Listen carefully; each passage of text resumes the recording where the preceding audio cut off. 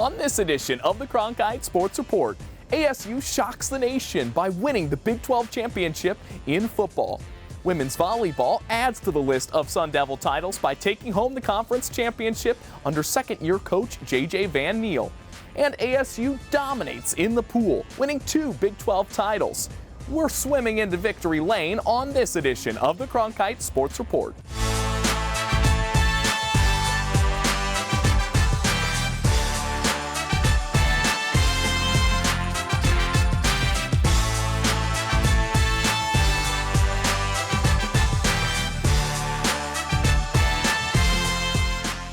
Welcome to a special edition of the Cronkite Sports Report. I'm Max Williams. ASU Athletics had a ton of success in their inaugural year in the Big 12, and they won multiple championship titles. We start with ASU Football, who was projected to finish last in the Big 12, but not only finished with a conference title, but also made a run at a national championship, making a run to the Peach Bowl. We take a look at some of the very best moments from that season. Welcome to the Big 12. Right, we're the worst team in it. Arizona State picked last in the Big 12 preseason media poll. I don't even know what our team's capable of yet, but I see it in practice, and once we get out there, it's going to be a different story. Levin looking middle, throws, end zone, and what a catch! Tyson, touchdown! To that Big 12 championship, dog, put ASU on it, man. Okay, at best 3 or 9, right? Okay, they said who was left. Mountain America Stadium in Tempe hosts one of its biggest games and a matinee game with Big 12 championship and college football playoff implication.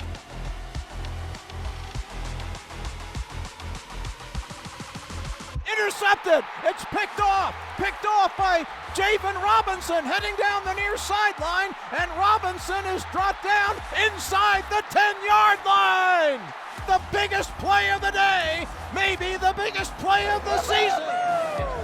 Buy your tickets, donate to keep our team, right? And let's repeat next year, and let's try to run it back at home. Thank y'all. Go Devils. Activate the Valley, baby. That was our cup. That cup's going to stay in Phoenix for a long time. I don't think he ever plans on getting rid of it, so we might as well write ASU on that one for now.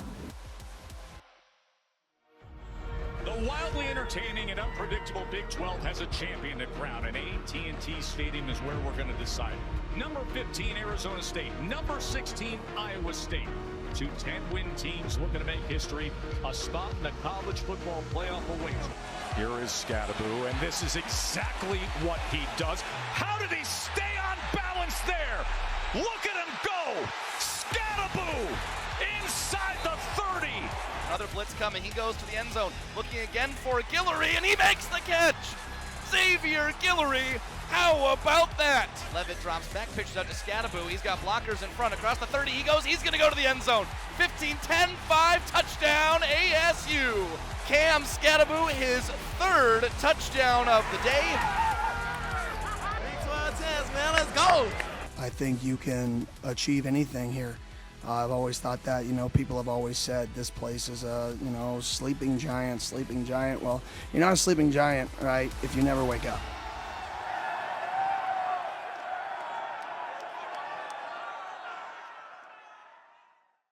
Despite losing in a heartbreaker at the Peach Bowl, which knocked ASU out of the playoff tournament, 2024 still marked a historic season for the Sun Devils, which fans will never forget.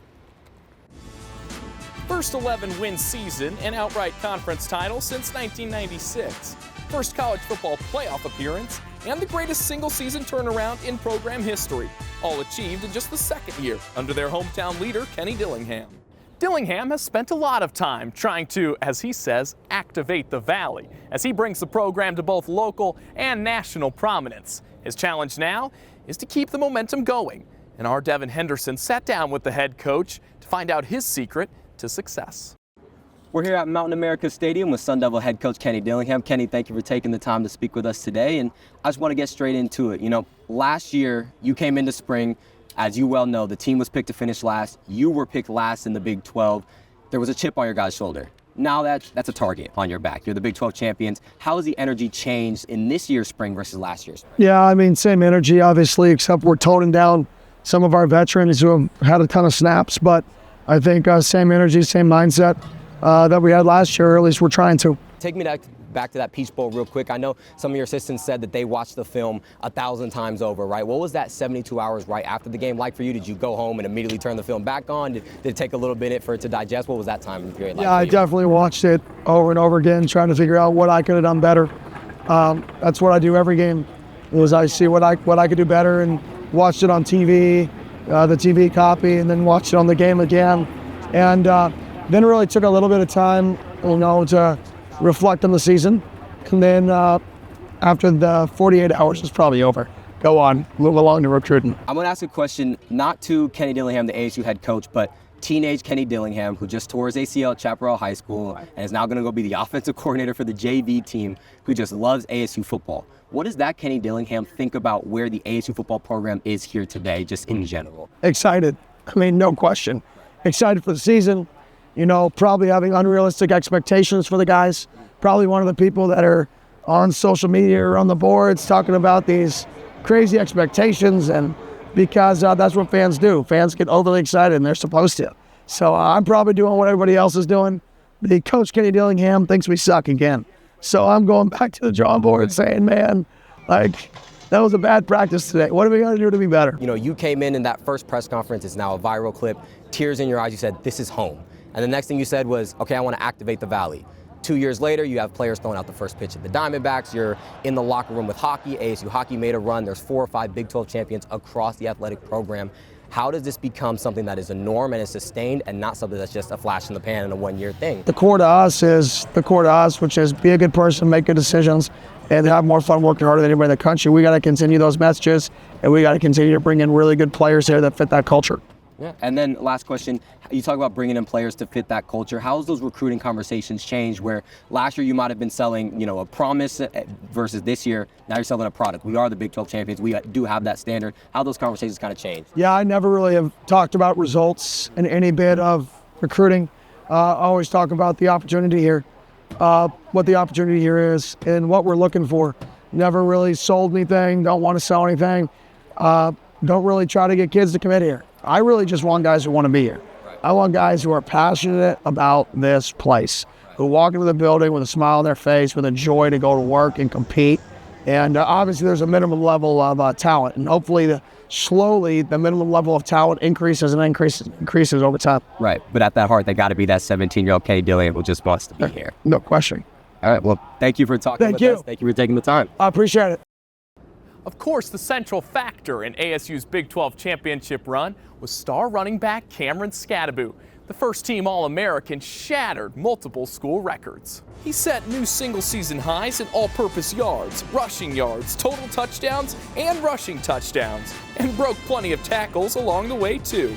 He even earned Offensive MVP in the Peach Bowl despite ASU losing the game. So who is now going to be left with the tall task of filling Scadaboo's shoes? One of the leading candidates is Kanye Udo, a transfer from Army. Udo also has a championship mindset, leading the Black Knights to their first conference title in program history on the back of a 1,000-yard rushing season. But the bigger storyline for this season is the Sun Devils that are staying put, including quarterback Sam Levitt and receiver Jordan Tyson. ASU's rising stars became one of the most dangerous QB wide receiver duos in the country in 2024, connecting on 75 passes for over 1,000 yards, including 10 touchdowns. Despite having his season cut short, Tyson still took home Big 12 Newcomer of the Year, while Levitt earned Big 12 Freshman of the Year honors and is an early 2025 Heisman candidate. But what really brings a championship team together is a vocal leader. Now, Kenny Dillingham doesn't do pregame speeches. He leaves that to Xavier Alford. The first-team All-Big 12 safety helped rally ASU's locker room from last season and looks to command the Sun Devil defense in hopes of winning a Big 12 championship once again this fall. The 2024 season is going to be hard to top, but year 3 of the Kenny Dillingham era should put the Sun Devils in contention for another Big 12 title. And the stands here at Mountain America Stadium are sure to be packed with ASU's football faithful. Coming up next, Big 12 Championship number 2 for ASU as the women's volleyball team takes the crown under their leader, head coach J.J. Van Niel.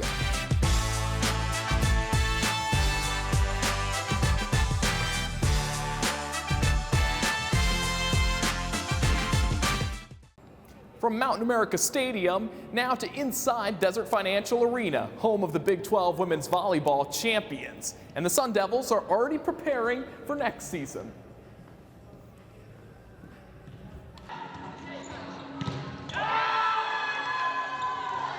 It was a historic run for ASU women's volleyball in 2024 as they won the first conference title in program history. This past season, ASU volleyball burst onto the Big 12 scene, only losing one game in conference play and setting a program record for win percentage this season. The Sun Devils were also top 20 nationally in hitting percentage and the top team in the Big 12 with 112 aces. And activating the Valley doesn't just have to be for football. With their success this season, ASU volleyball set a season attendance record. And it was a historic 2 seasons at the helm for Coach J.J. Van Niel, the fastest coach ever to 50 wins. The hiring of Van Niel has helped take the program to new heights. And our Matt Ross has more about how Van Niel helps to cultivate a winning culture within the team. J.J. Van Niel's journey to coaching was anything but typical. After spending 12 years in finance, his passion for the game ultimately led him back to the sidelines. Since then, he's established himself as one of the best, bringing a winning culture to every program that he joins. That impact is evident at Arizona State, where, in just his second year, he has transformed the team back into the respected and successful program that it once was. So when you're thinking about building a program, you're thinking about, all right, you want an arena that no one wants to go into. Our goal is to build a huge fan base that, looks like Nebraska, where they got 8,000 people coming every match. I don't see why we can't do that here. We have plenty of population. There's tons of great volleyball here, club volleyball scene. Van Niel has coached many teams, from club, collegiate, all the way to the U.S. national team. Through his tenures, one thing is clear. Where he goes, success follows. This is due to the amazing culture and community that he instills into all of his teams. JJ is the one implementing the day-to-day culture changes, and so our team is following his lead. He's not just walking the walk, he's talking the talk.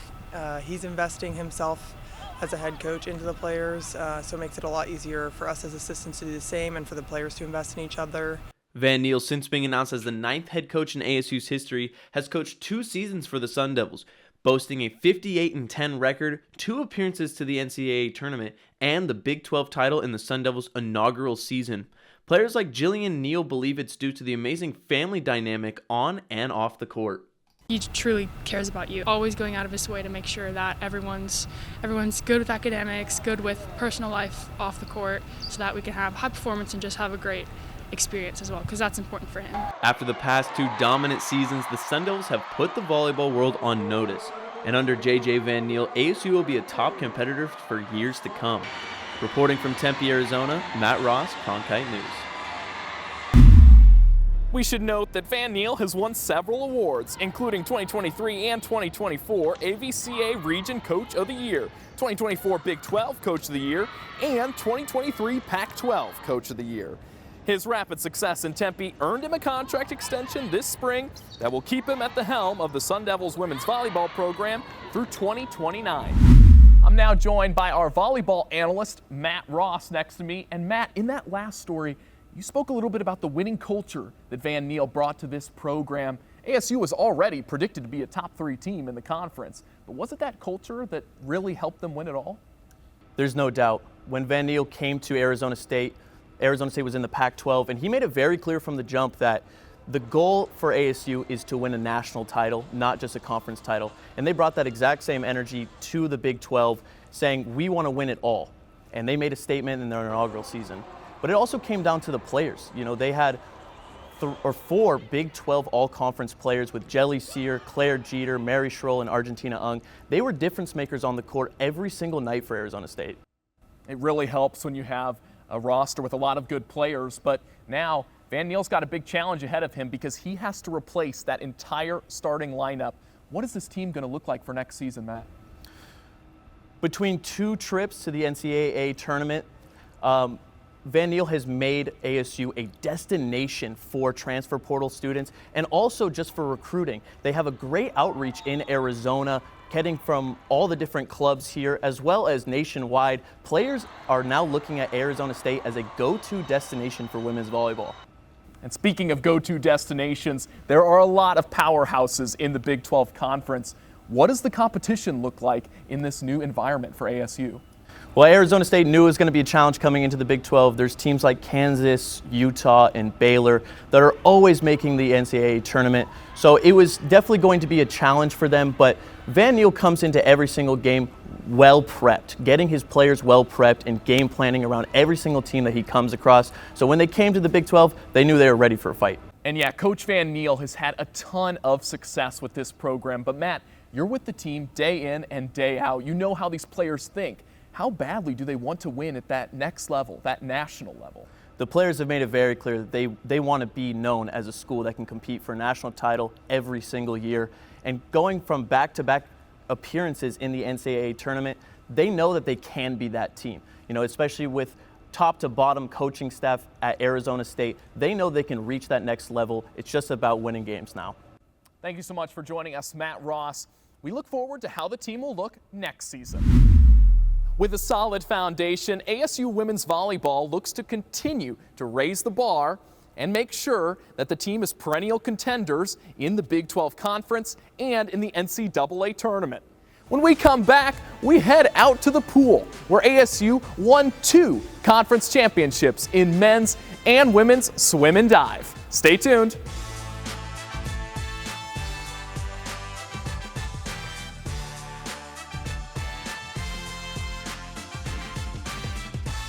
Here at the Mona Plummer Aquatic Center on ASU's Tempe campus, home of the Big 12 men's swim and dive champions and the Big 12 women's swim and dive champions. Welcome back. For the Sun Devil women's team, it was the first conference win in program history. Let's dive in to see some of the accomplishments in the pool for ASU in their inaugural season in the Big 12 Conference. Arizona State made more than just a splash with its dominant performance at the Big 12 Swimming and Diving Championship. Over the course of the week, the men's and women's teams combined to win 29 events, while setting 7 school records and 5 Big 12 records. Caroline Bentz was named the Women's Swimmer of the Meet, thanks to her 6 event wins, while Johnny Kulo was honored as the Men's Swimmer of the Meet with 5 event wins. So ASU head coach Herbie Boehm, not just 2 Big 12 titles in his first season as head coach. Now Boehm took over for legendary swim and dive coach Bob Bowman, and he didn't waste any time making an immediate impact. Our very own Ben Paris spoke with Boehm about the 2025 season. A pleasure to be joined now by the Arizona State head swim and dive coach Herbie Boehm. Herbie, thanks for joining us. It's been a great year for you. It's been just over a year since you inherited this program from Bob Bowman. Did you feel kind of pressure coming in? It all kind of happened very quickly, and you were ready right away. Yeah, it was definitely pretty crazy. I mean, just over a year ago, I remember very much like not really sleeping the week. Everything happened. But yeah, it's something, I mean, I legitimately feel like I've been preparing for this my whole life, so it wasn't that I felt unprepared. It was unexpected how it all happened, but it's been really fun. The expectation was high, and it is high in a program like this, and you're coming off the national championship last year. I know you were a part of this program as a swimmer, as an assistant, worked your way up to head coach. How did you kind of did you feel any additional pressure, or is it kind of just normal, just the swim program at ASU? I mean, I feel like it's always been building, because it's something we tell the team all the time. Like, we kind of earn this stress, and it's something that you worked really hard to get this pressure. So definitely happy to have it. There definitely does feel like there's more, and it's also like pressure's all what we put on ourselves, really. But it's been a really rewarding experience as well, because it's not fun to not have any pressure, in my opinion. That's how, when I was on the team, we just kind of were expected to lose everything, and that is not fun. It's a lot more fun to be not able to sleep because you have to win the next day, and I think that's what makes sports exciting. Have you seen just a culture shift? How would you describe that shift from, really, it's been over the last decade that you've been a part of it? Oh yeah, it's night and day. It's like you wouldn't recognize any part of the same team, and it's that same thing of that expectation of winning and winning at the highest level, where now it's I mean, yesterday they announced they're going to add the 50s of strokes, and we have multiple people on this team or 50s of strokes at the Olympics, I should say. And we have multiple people who it's like, well, I'm going to win that, and that's like where it's at, and I think that's a really cool thing. And yeah, I mean, when I was on the team, it was like, let's just go to the meet, and if we can do that, we'll be happy. So it is, yeah, night and day different. You talk about competing at the highest level, so let's talk about the Big 12 championships for just a second. First ever one for ASU, like all the sports this year, bringing home ASU's third and fourth Big 12 championships in just year one in the conference. How exciting was that week for you? I know the environment up in Washington, and it wasn't, hey, we got to feel out the Big 12, got to get used to the new competition. I mean, you guys made a statement right away. Yeah, it was exactly that, and that's kind of what we talked about. And it was really cool doing it men and women together. It was the first time in this team's history that the conference meets were at the same time, like same location, same exact day. So that was really cool, and I think that was a big step in the culture piece of kind of unifying a men's and women's team, because the men's team has had championships before. This is the women's first ever conference championship, I mean, ever. So learning how to do that, and that was something that was kind of cool to see them be able to learn all year long from kind of the men who do have more experience on that. And yeah, now the bar is set pretty high moving forward for Big 12. The foundation has been laid at this university. Graham Rossini came in as the athletic director. I know Kenny Dillingham's really big on culture. You have your culture in place as well.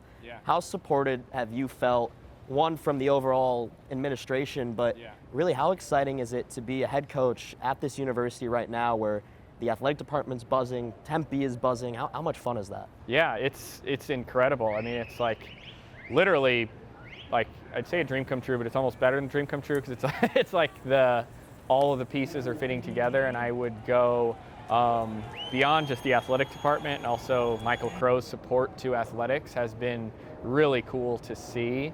And I've been thoroughly impressed with that model of kind of combining all of those things and those things supporting one another.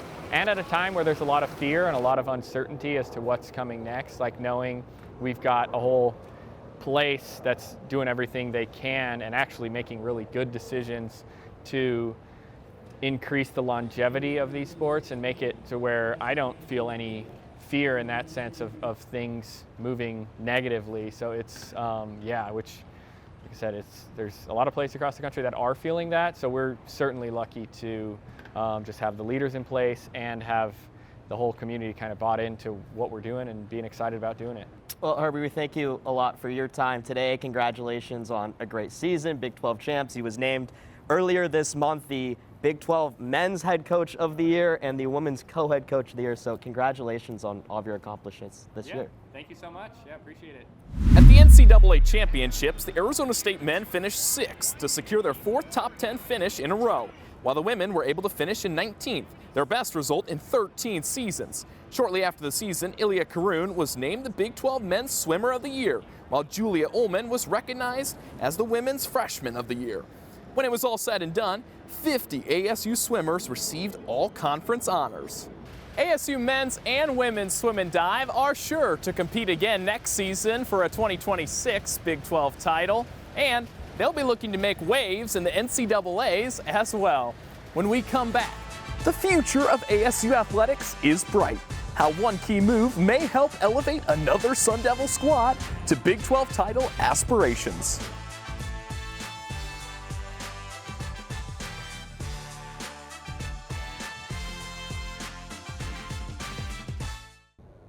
Welcome back to the Cronkite Sports Report. The ASU men's and women's golf teams just missed out on a conference title as both teams finished near the top. But both teams will be back again next year, competing for a conference crown. And the future remains bright for ASU athletics as they welcome some new faces next year, hiring Molly Miller as the new women's basketball coach. Miller looks to rebuild the program and get the Sun Devils into the conference championship conversation. It's been a complete overhaul of the team that played under former coach Natasha Adair, and with star power like Jaylen Brown and Ty Skinner heading out the door, Miller is keeping busy, adding key pieces like Denver's single-season scoring record holder Jordan Jones and Gabby Elliott, who averaged 13.6 points per game at Penn State. And it'll help that ASU has continuity at the top, as Athletic Director Graham Rossini just signed a 3-year contract extension, keeping him in charge until June of 2030. Everywhere you go, it's hard not to hear about ASU's mission to activate the Valley around Sun Devil athletics. And walking around campus, it's easy to see how the atmosphere is electric. I hear winning will do that. Finally, I'm Max Williams, and this has been a special edition of the Cronkite Sports Report as we chronicled ASU's Big 12 championships. Thank you for joining us.